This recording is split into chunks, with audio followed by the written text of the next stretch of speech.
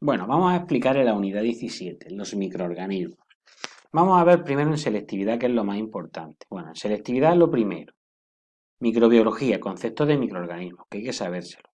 Muy importante, criterios para clasificar los microorganismos. De cada género o de cada reino hay que saber las características más importantes.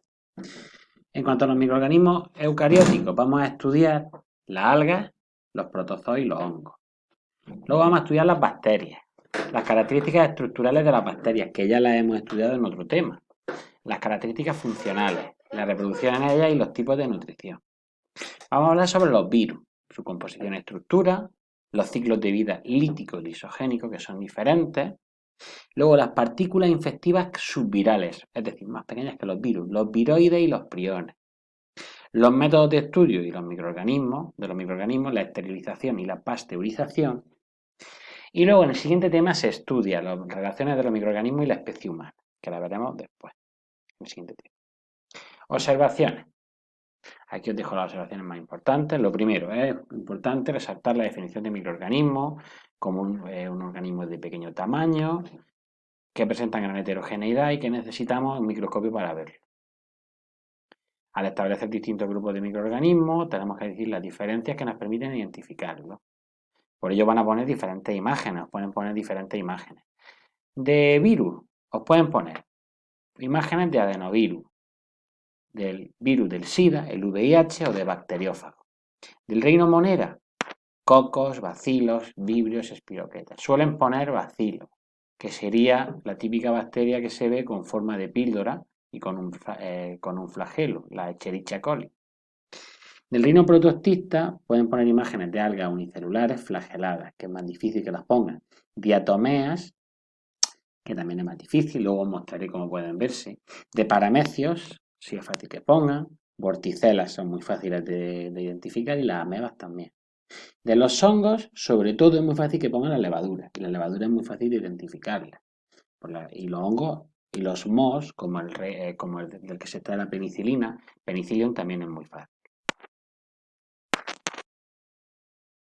Tenemos más observaciones, por aquí las orientaciones. Con relación al virus, hay que destacar su carácter acelular, no tienen células. Además, al exponer la composición y estructura general de los virus, es aconsejable, pues sobre todo, conocer la estructura del virus bacteriófago T4 y del virus del SIDA. Hay que saber cómo son. La replicación de los virus puede ejemplizarse mediante el ciclo de un bacteriófago, que lo vamos a ver después, y del virus del SIDA. Hay que saber esos dos ciclos de vida, o cómo es el ciclo de los virus. Además hay que saber lo que son los priones y los viroides, que lo veremos más adelante. Destacar sus diferencias de composición, de enfermedades, animales, respectivamente. Los priones son proteínas anormales que crean el mal de las vacas locas o la enfermedad de las vacas locas, la encefalopatía espongiforme bovina, que veremos más adelante. Luego, en cuanto al aislamiento y al cultivo de microorganismos, ¿por qué es importante? Decir por qué es importante y diferenciar los conceptos de esterilización y pasteurización. Lo veremos más adelante.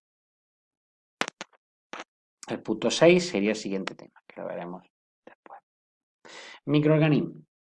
Pues microorganismo es un grupo de seres muy heterogéneos, de tamaño muy pequeño, que no pueden percibirse con el ojo humano, sino que necesitamos un microscopio para percibirlo.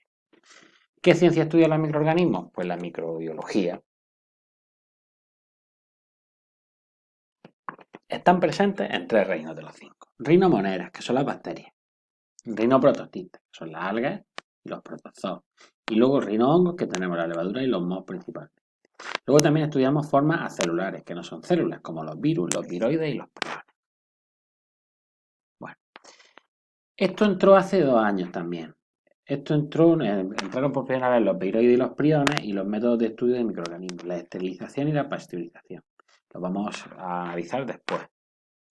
Bueno, métodos de estudio de los microorganismos, la esterilización y la pasteurización. Resaltar la importancia del aislamiento y del cultivo de microorganismos. Bueno, pues tal y como nos dijeron en la ponencia, ¿qué hay que hacer? Pues hay que hacer que unos microorganismos crezcan, los que queremos estudiar, y que otros mueran. Tal y como nos dijeron, los microorganismos, si los cuidamos y los alimentamos, pues también crecen, igual que todos los seres vivos. Entonces, hay que crear unas condiciones específicas para que crezca un microorganismo y los otros mueran. ¿Qué podemos modificar del medio? Podemos modificar los nutrientes, la temperatura que haya, la ausencia o la presencia de oxígeno. Todo ello para hacer crecer el microorganismo deseado, impidiendo el crecimiento del resto. De esta manera podemos estudiar ese microorganismo en concreto. Conceptos de esterilización y pasteurización. Bueno, pues los dos eliminan microorganismos, aumentando la temperatura, pero son diferentes, porque la pasteurización no es tan agresiva. La pasteurización lo que hace es acabar con los patógenos, acabar con la mayoría de oportunistas, pero no con todos los microorganismos, no acaba con todos, de manera que el producto es perecedero, antes se pone malo, antes tiene fecha de caducidad. En cuanto a la esterilización, en este lo que se trata es de acabar con todos los microorganismos, sea patógeno o no sea patógeno.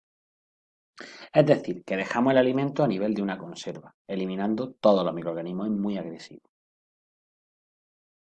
Pasteurización es el procedimiento de someter a un alimento, normalmente líquido, a una temperatura aproximadamente de 80 grados durante un periodo corto de tiempo. ¿Para qué se hace la pasteurización? Pues para destruir microorganismos, pero no alterar la composición y las características del líquido. De esta manera, las características que tiene continúan intactas, ¿vale? Pero como digo, este proceso no elimina todos los microorganismos. La esterilización sí lo hace. Clasificación de los organismos en base a su nutrición. Tenemos tres criterios diferentes, según su fuente de energía, según su fuente de carbono y según la fuente donadora de electrones. Los dos primeros son los más utilizados y son los que normalmente os van a preguntar. No obstante, vamos a explicar los tres. Según la fuente de energía, tenemos por un lado los fotótrofos, que utilizan la energía de la luz, y los quimiótrofos, que obtienen la energía de reacciones de compuestos químicos. Según la fuente de carbono, pues lógicamente heterótrofos si viene de compuestos orgánicos, autótrofos si viene de compuestos inorgánicos, como el CO2. Y luego, según la fuente donadora de electrones, tenemos organismos organótrofos cuando utilizan compuestos orgánicos como fuente de electrones, que son la mayoría, acordaos del NADH y del NADP, que son moléculas orgánicas. Y luego tenemos los litótrofos, que son algunas bacterias, que obtienen los electrones de algunos compuestos inorgánicos. ¿Por qué explicamos esto aquí? Pues porque hay algunas bacterias de este tipo. Aunque normalmente esto es más difícil que os lo pregunten. No obstante, para que lo tengáis también en cuenta. Pero sobre todo que tengáis en cuenta estos dos. El de la fuente de energía y el de la fuente de carbono. Bueno, en selectividad pueden poner diferentes imágenes de microorganismos. Esta de bacterias es más difícil que os la ponga. Normalmente si ponen alguna de bacterias, por lo general, pondría una Escherichia coli, que la pondremos más adelante. Pero esta pueden ponerla también, porque esto es un estreptococo, una cadena de cocos, que lo veremos más adelante. Esta es una imagen típica de un hongo que os pueden poner. Este hongo es muy fácil que os lo pongan, el hongo penicilio. Este de aquí, que es un protozoo, un paramecio, es también facilísimo que os lo pongan y sobre todo que se vea muy bien los cilios que tiene. Y una alga de este tipo, que es una diatomea, normalmente es más difícil que la pongan, pero fijaos, siempre las diatomeas tienen forma geométrica y tienen color verde porque hacen la fotosíntesis. Vamos a pasar a las bacterias. Vamos a hablar de las bacterias de manera genérica. Organismos procariotas, todos los tipos de nutrición, son unicelulares, suelen formar colonias de organismos, que es con lo que suelen trabajar en el laboratorio, no presentan núcleo, tienen nucleoide. Los ribosomas son 70S, acordaos, en vez de 80S. El ADN es circular, a diferencia de los eucariotas.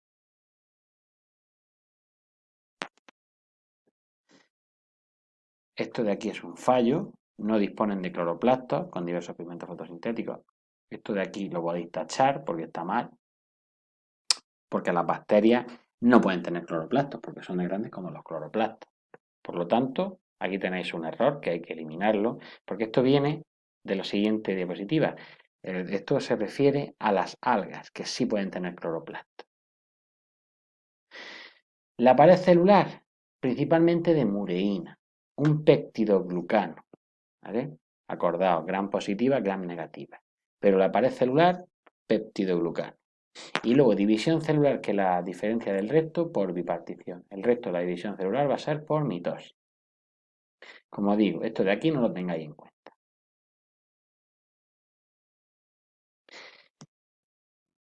Bueno, pues las bacterias pueden ser de todos los tipos. Pueden ser autótrofas o heterótrofas.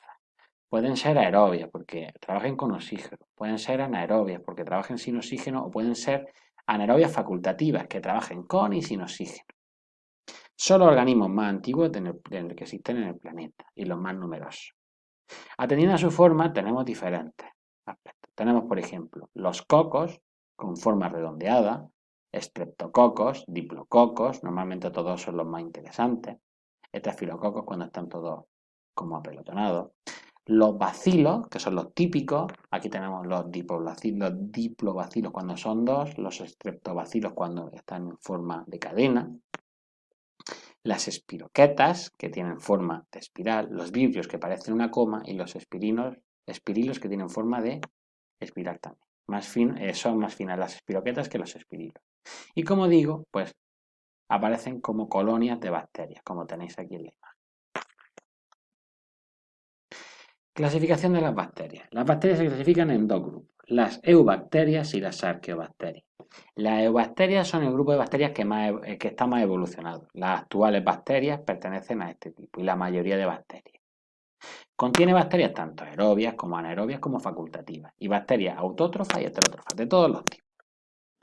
De todos los que tenéis aquí, que os aparecen, debéis de saber bien tres por lo menos. No creo que os los pregunte, no obstante quiero que sepáis tres. Bacterias entéricas, la Escherichia coli, por ejemplo, bacterias purpúreas verdes, cianobacterias muy interesantes porque estas fueron las que posibilitaron la vida terrestre, proclorofitas, que son bacterias que parecen cloroplastos, bacterias nitrificantes y nitrosificantes que vimos en el tema de la quimiosíntesis, bacterias fijadoras del nitrógeno que viven en simbiosis con las plantas leguminosas, están en las raíces, género Rhizodium, estas son las que le dan el nitrógeno a las plantas, espiroquetas que tienen forma de espiral, muy larga y delgada, bacterias del ácido láctico, las de la fermentación láctica, que hemos estudiado ya en el género Lactobacillus, las que hacen la fermentación láctica, micoplasmas, bacterias sin pared celular. Como digo, saber bien las tres que mejor os queráis aprender.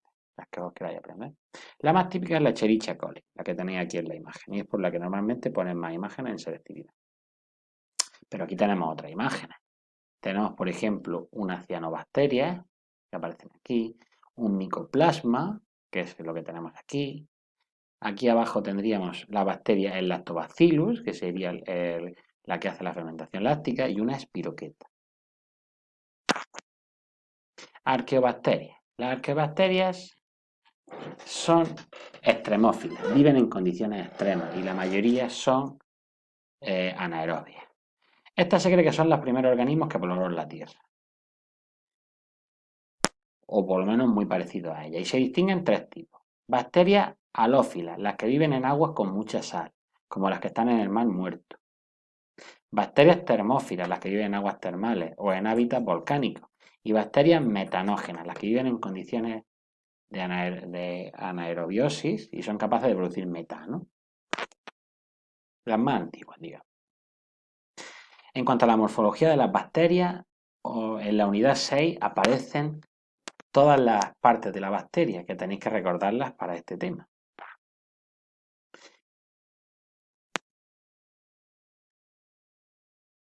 Continuamos en el siguiente vídeo con la nutrición de las bacterias.